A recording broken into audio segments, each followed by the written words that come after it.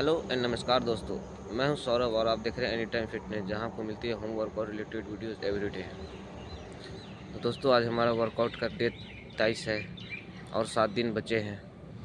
ऐसा टाइम पे अक्सर लोग ढीले पड़ जाते हैं कि 7 ही दिन तो बची है, 23 दिन तो हमने मेहनत कर लिया है।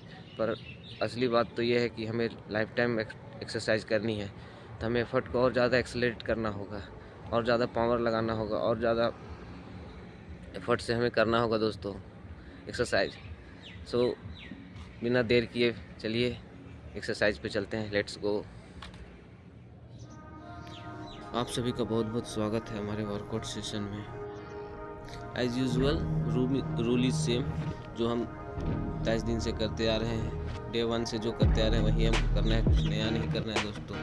हमें साधारण दंड का 3 सेट्स लगानी है। हर सेट में हमें मैक्सिमम रैप लगाना है। मैक्सिमम रैप्स का मतलब है कि हम जितना रैप कल लगाए थे 10, 15, 20 एनीथिंग, आज उससे थोड़ा अधिक या कम से कम उतना तो टच करना है दोस्तों। इससे होगा कि हमारा एफर्ट मसल्स लगाएगी और एंडोरेंस पे काम होगा और हमारा मसल फाइबर मजबूत होती है दोस्तों। इससे हमारा डेवलपमेंट फास्ट दिखता है। इसीलिए हमें पुश करना है लास्ट रैप में कि हम कल से ज़्यादा ही रैप कर पाएँ। इससे मोटा मोटी अंदाज़ा मिल जाएगा कि हमें कितना एफर्ट लगाना है।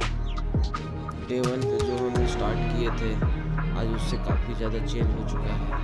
हमारा कॉन्फिडेंस लेवल बहुत हाई हो चुका है। आप अगर लगातार 22 दिन 23 दिन एक ही एक्सरसाइज को परफॉर्म कर रहे हो तो बॉडी मसल ज़रूर रिस्पॉन्ड करेगी। यहाँ कोई परफेक्ट नहीं होता है, बस हमें परफेक्शन की ओर जाना होता है। इसीलिए हमें हर रैप में ये सावधानी तो रखना होगा दोस्तों कि हमारा फॉर्म सही जा रहा है या नहीं। हमारा पहला सेट कंप्लीट होगा, आइए दूसरे सेट पे आते हैं दोस्तों। तो हम फॉर्म पर बात कर रहे थे कि हमारा फॉर्म बनी रहनी चाहिए। परफॉर्मेंस हमारी तभी हाई रहेगा जब हम सही फॉर्म में करेंगे, सही पोस्चर में करेंगे। साधारण दंड से हमारा muscles, chest muscles, massive shoulder muscles, core muscles, spinal cord और लोअर बॉडी मसल्स जैसे कि आपका हैमस्ट्रिंग और कार, सब में ये काम करता है। फुल बॉडी वर्कआउट है साधारण दंड दोस्तों, इसीलिए हमें इसे अक्सर करना चाहिए। अगर आज मसल्स में दर्द है तो समझ लो लेवल अप हो रहा है। इस सोरनेस को अपनी पावर में बदलो और आज का सेशन को आप हमेशा के लिए यादगार बना दो। एक्सरसाइज करने से पहले हमें मेंटली प्रिपेयर्ड होना होगा कि I have stamina, I have done this before and I can do this again and again. I have no issue, I have no complaint with this exercise. ऐसा हमें माइंडसेट रखना होगा दोस्तों कि हमें इस एक्सरसाइज से कोई प्रॉब्लम नहीं है, बेनिफिट हो रही है।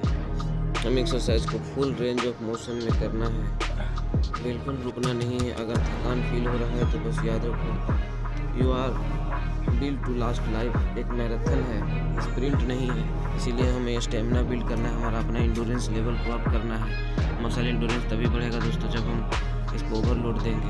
आइए हम अपने तीसरा सेट पे आते हैं दोस्तों। फॉर्म चेक करो, बैक को फ्लेक्सिबल रखो और core tight. It's okay to be slow but it's not okay to stop. हर रैप के साथ आप अपने 30 दिन वाले वर्जन के करीब पहुंच रहे हो। सो push and push until it's done.